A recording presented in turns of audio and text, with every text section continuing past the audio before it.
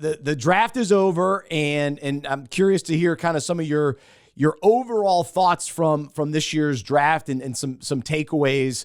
I know for me, even going into last week and when the draft began, I talked about the running back position and was very intrigued, just the return of the running back position, teams now valuing it. We saw Ashton Genty go early. I expect him to be great in Las Vegas. But then throughout the draft, we saw running backs end up in really good spots where they're going to have an opportunity to start right away. They'll be a part of a committee in a significant way right away. And two of those guys came from your Buckeyes. So I thought Henderson going to New England, I mean, he's in a sweet spot. And I hate to say it, but New England's back. They drafted well. Mike Vrabel's legit. So anyway, they're going to be in good shape. But what were some of your takeaways from the draft? Yeah, I agree with that too. I mean, it's awesome. You know, everyone always says that it's a copycat league, right? So you see Saquon Barkley go off and the Eagles win a Super Bowl. And it's like, oh, you know what? We need to start valuing running backs again. So it's exciting to see that.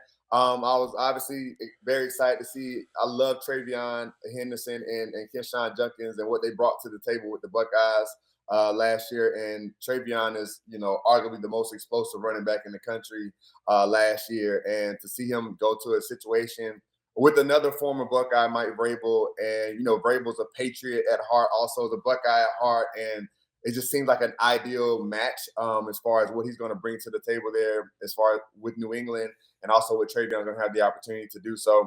That was exciting. And then just, like I said, seeing guys get to see that dream come to fruition. It was, you know, tough seeing like a guy like Shador slide the way that happened, man. It's like, I've never seen anything like that. I'm 41 years old, and I've been watching football and drafts, you know, since I was probably 5, 6, 7, 8 years old. And I've never seen anything like that. I heard Mel Kiper even say, he's like, I've never had a guy that I had as a top 5 player on my board. Like, I've never, in 47 years of doing it, I've never seen this happen before. So it was just, you know, it was tough to watch that, and also to see, you know, where he went. Like, it's not no disrespect to Cleveland, but it has not been one of the best organizations for quarterbacks ever, right? And you know, it just seems a little, you know, I don't know, this is a little rough to watch that, man, and see what's happening. So I'm I'm proud of how he responded, and I know that that he has a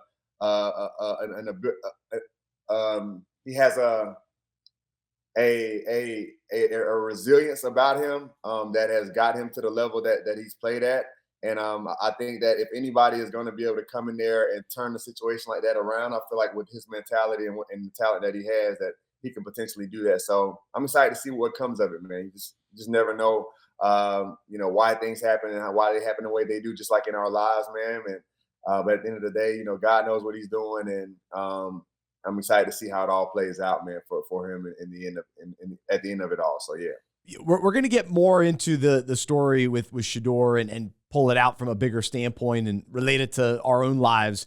But I tend to think that what ended up happening, him slipping to the 5th round, is actually going to set him up to have a better career than if he was drafted 2nd overall. I just think it's going to benefit him. The fact that it's humbled him, the fact that now he goes in with really something to prove. When you're drafted top 5, yeah, of course you're trying to prove that you're worth, you know, top 5 pick, but you're going in with all the pressure and the weight and the expectation. And hey, you got to come in and be the franchise guy right away. Now he comes in fighting for just for a roster spot. But he's got some talent. He's got the pedigree. He's got hopefully the motivation at this point. Nothing's handed to him. You got to go earn it. And I think that's going to be huge for him, because you could argue that things have been handed to him in some ways because his dad's been his coach, and you know, and he's the starter and all that kind of thing. At the other 2 programs that he played at in college. But now he's got it. This is cool. I think he'll embrace it, and I'm embracing it just as a fan. Yeah. I think he will too. And you know, if you know anything about Deion, like, that's just how he's built. He's not going to run away from a challenge or run away from adversity. It seems like Shador's cut from that same cloth.